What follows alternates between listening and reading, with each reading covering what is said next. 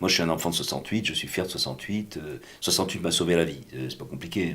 Les années 68, 70, là où vraiment tout ce qui se passait dans la société, c'est le plus incarné sous une forme artistique, c'est dans le théâtre. C'est-à-dire à l'époque, vraiment, tout ce qui se passait dans la vie, dans la rue, s'est exprimé dans le théâtre. Le théâtre, même Chéreau, même, c'est né de 68. C'est-à-dire vraiment, c'est.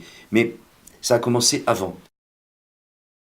L'histoire d'une révolution, comme celle de 68 ou celle de la Commune, elle est faite de combien de révolutions avant, de combien de mouvements révolutionnaires avant, qui ne sont pas allés plus loin, qui ne sont pas allés plus loin, qui ne sont pas allés plus loin, qui ne sont pas allés plus loin, puis un jour, ça va plus loin. Parce qu'un jour, il y a peut-être beaucoup plus de catégories de la population qui se retrouvent concernées, parce qu'il y a eu beaucoup plus d'injustices dans beaucoup plus de domaines. C'est pas seulement les lycéens, ou c'est pas seulement.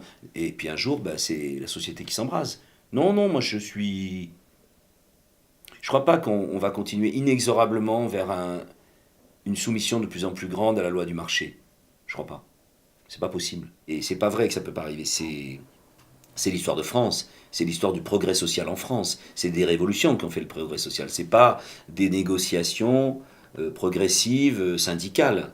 Ça, c'est ce qui, les négociations syndicales, c'est ce qui maintient le cap, c'est ce qui empêche le capitalisme de trop niquer la gueule à tout le monde. Mais les progrès, c'est les révolutions, c'est les émeutes populaires qui font l'histoire de France d'abord.